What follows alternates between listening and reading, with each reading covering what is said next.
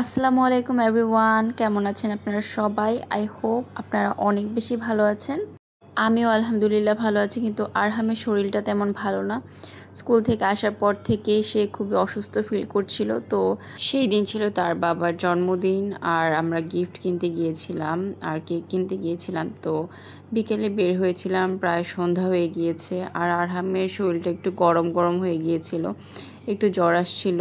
তখন আমি বুঝতে পারিনি। তো বাসায় এসে আমি আবার ডেকোরেশন করা শুরু করে দিই। তো এই কেকটা নিয়েছিলাম, আর এই পিকচারটা যেটা কেকে বসিয়েছি, এটা আগে প্রিন্ট করে তারপরে কেটে আমি একদম দোকান থেকেই বসিয়ে নিয়ে এসেছিলাম। তো জাস্ট সিম্পলি আমি ডেকোরেশন করে নিয়েছিলাম যতটুকু পেরেছি। তারপরে আমি আবার রান্নাবান্না শুরু করে দিই। এবার আমি চেয়েছিলাম একটু ডিফারেন্ট কিছু করি, যার জন্য আমি চিংড়ির বিরিয়ানি করেছিলাম। এবার ফার্স্টে আমি চিংড়ি আর আলুগুলা মেখে রেখেছিলাম মশলা দিয়ে, তো সেটা আমি ভেজে নিচ্ছিলাম। আর আমি ফর দ্য ফার্স্ট টাইম এই চিংড়ির বিরিয়ানিটা বানাতে যাচ্ছিলাম। তো আমি বেশ নার্ভাস ছিলাম যে আসলে টেস্টটা কেমন আসবে। তো চিংড়ি আর আলুগুলো ভেজে আমি তুলে রেখে দিয়েছিলাম। তো যেই তেলটা ছিল সেই তেলটা আমি দিয়ে দিলাম, আর তারপরে দিয়ে দিলাম পেঁয়াজ। এখন এটা আমরা ভালোভাবে ভেজে নেব। তারপরে দিয়েছিলাম আদা বাটা আর রসুন বাটা। তো মশলাগুলো আমরা ভালো করে কষিয়ে নেব। তারপরে আমি দিয়েছিলাম অল্প একটু সরিষার তেল, জাস্ট একটু ফ্লেভারটা অ্যাড করার জন্য। আর তারপরে দিয়েছিলাম রাঁধুনির যে বিরিয়ানির মশলাটা পাওয়া যায় প্যাকেটের, সেইটা। তো আমি এক্সট্রা তেমন কোনো মশলা অ্যাড করি না, জাস্ট একটু মরিচের গুঁড়ো অ্যাড করে দিই, কারণ এটাতে তেমন ঝাল নেই। তো অল্প একটু ঝালের জন্য জাস্ট একটু মরিচের গুঁড়ো অ্যাড করে দিই, আর লবণ অ্যাড করে দিয়েছিলাম আমরা। তো মশলাটা কষানো হলে ফার্স্টে আমি আলুগুলো দিয়ে দিব। তো আলুগুলো দিয়ে ভালো করে আমি কষিয়ে নেব, আর এইটাকে আমি পানি দিয়ে ঢেকে বসিয়ে দেব, কারণ হচ্ছে আলুটা কিন্তু ফার্স্টে আমরা যখন ভিজেছিলাম তেমন সেদ্ধ হয়নি। তো এখন সেদ্ধ করার জন্য রেখে দিয়েছি। এর মাঝখানে একটু জুস খেয়ে নিলাম, যেহেতু আজকে একদম নাস্তা করিনি সন্ধ্যায়।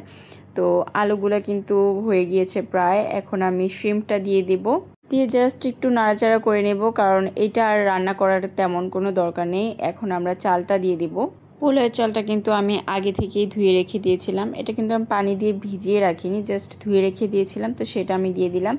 এখন আমরা ভালো করে চালটাকে একটু ভেজে নেব। এরপরে আমরা পরিমাণ মতো পানি অ্যাড করে দেব। পানির মাপটা সবসময় খেয়াল রাখতে হবে, যেমন আমরা 1 পট যদি চাল দিই তাহলে 2 পট পানি দেব। এইটা খেয়াল রাখলে কিন্তু আপনার বিরিয়ানিটা একদম পারফেক্ট হবে। বিরিয়ানি হোক বা পোলাও হোক, এই মাপটা খেয়াল রাখলে কিন্তু একদম পারফেক্ট হবে। এরপরে মরিচ দিয়ে আমি ঢেকে দমে বসিয়ে দেব বিরিয়ানিটা। আর তারপরে আমি ভাবলাম যে একটু গার্লিক মাশরুম করি, যেহেতু আর কিছু করছি না। তো ফার্স্টে বাটার দিয়ে দিলাম, আর এরপর গার্লিক কুচি করে রেখেছিলাম সেটা আমি দিয়ে দেব। তো একসাথেই দিয়ে দেবেন, কারণ বাটারটা যদি গলার অপেক্ষা করি, পরে যদি গার্লিক দিই তাহলে কিন্তু বাটারটা পুড়ে যায়, আর গার্লিকটাও তেমন ভালো স্মেল আসে না। তারপরে কিছুক্ষণ ভেজে আমরা মাশরুমটা অ্যাড করে দেব, আর মাশরুমটাও দিতে দেরি করবেন না, নাহলে গার্লিকটা একদম বেশি পুড়ে যাবে। তো আমি আজকে ক্যান মাশরুম ইউজ করছি, আমার এই মাশরুমটা অনেক বেশি ভালো লাগে।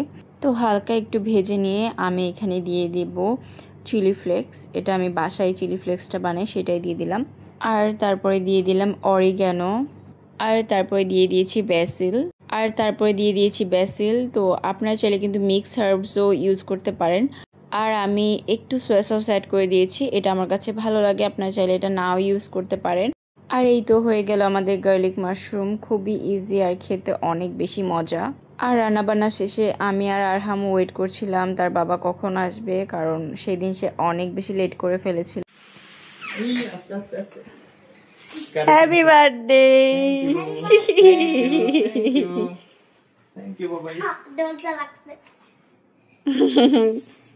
বাবার উপর দাও।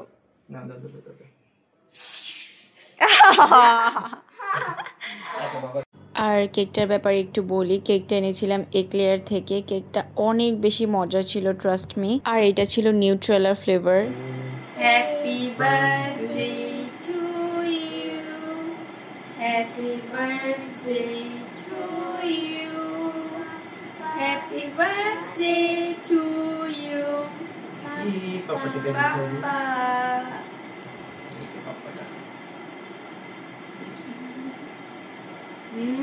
অনেক মজা কেকটা। চকলেট ফ্লেভার লাগে। এক্লেয়ার ফ্লেভার না, এটা হচ্ছে নিউট্রেলা ফ্লেভার। এক্লেয়ার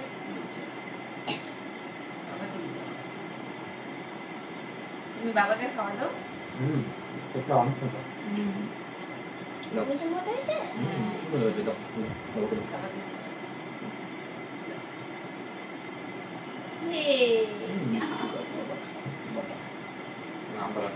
তো এই তো আজকের ব্লগটি এই পর্যন্তই ছিল। কেমন লাগলো আপনাদের অবশ্যই কমেন্ট করে জানাবেন।